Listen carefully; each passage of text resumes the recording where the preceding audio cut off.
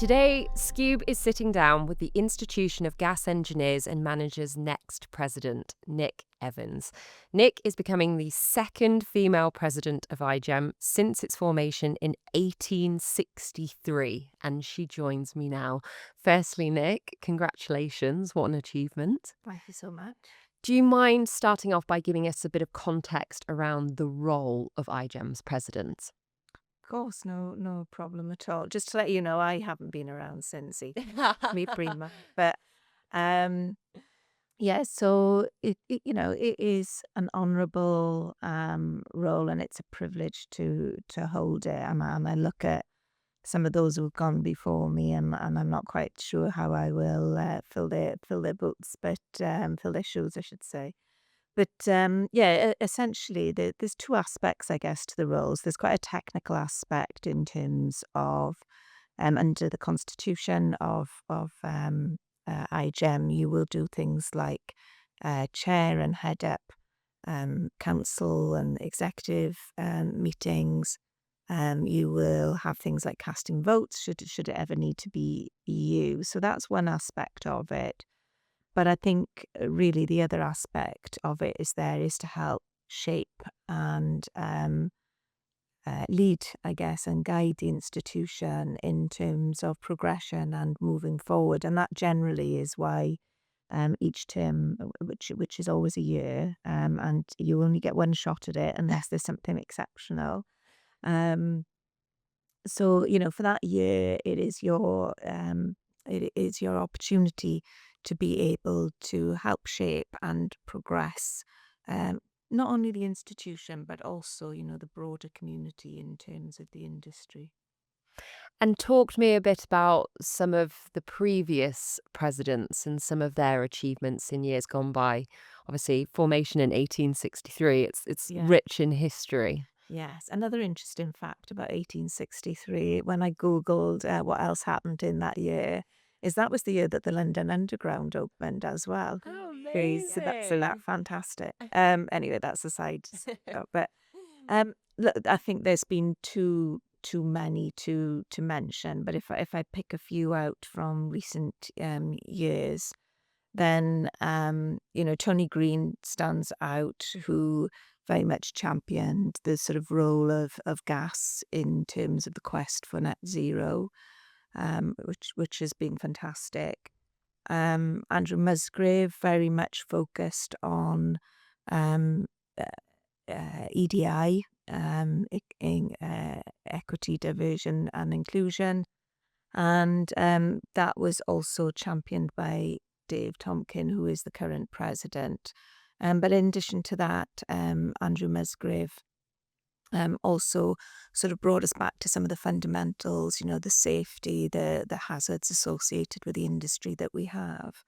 And Dave's focus was very much on, bringing together the sort of two distinct elements of the industry. So, one is very much around the upstream, the domestic side, the appliances, and then the other side being the sort of networks, the transporters of the gas, and his passion was to bring those two together. But um, I think probably personally to me, building on what the first female president has done. So she was the first female president, and it wasn't that long ago. And clearly she sort of broke that barrier in terms of being the first woman. And she also held a wonderful annual ball up in Edinburgh Castle. So and I think is sort of fondly thought of for her work in EDI as well. It's such an incredible achievement to be the first and to be the second since iGEM's formation, to be the second female president. What does that mean to you? Uh, I mean, clearly from a personal perspective, it's a huge amount of pride for me. I never joined. So I joined the industry in 1989 as an apprentice gas service engineer. Um, and I've had the privilege of having the industry sort of provide my further education. I've gone on to be hold a degree in electronics and instrumentation systems, and that has given me my gateway to become a chartered engineer. So, to sort of have the industry provide me with that, and but to move from that place of being chartered engineer through sitting on various committees and sitting on the exec board within IGEM, and now to hold that great honour, from a personal point of view, it clearly is a highlight of my career.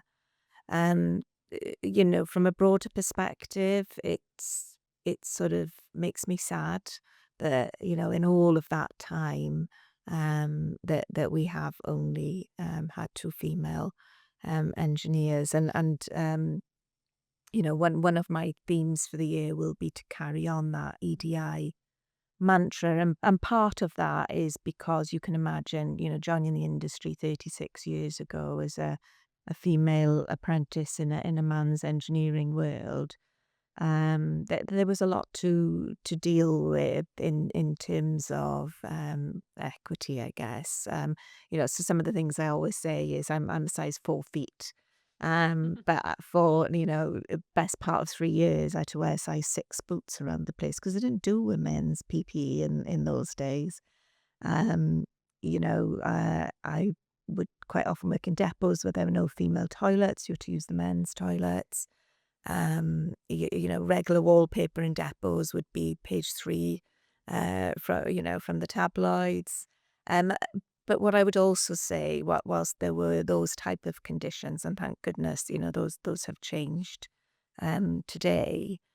What I did always find though was a lot of championing by the men that I worked with, and mentoring and supportiveness that was really encouraging to me, and I've had some wonderful sort of support through my career. So whilst I have got this highlight, I'm under no illusion that I wouldn't have got there unless it was for all of the wonderful people that I've worked with along the way.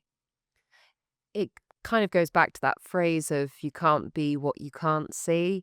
And the it's such a huge achievement, not just for you, but for women in utilities to see you in that role and to think, I could do that. I could be the next one. And then we can get that number up so that it's the third, fourth, and suddenly it's not such a monumental achievement. Absolutely, and I don't think it's just that angle for me. I had the capability to go to university, but actually my parents weren't in a position to be able to send me to university, and so that equity isn't just around my female lens; it's also around wanting to promote all of the fantastic work that IGEM does in terms of scholarships and the opportunities that it gives to some disadvantaged individuals, as well. And I think again, that whole EDI look on my year is incredibly important to me.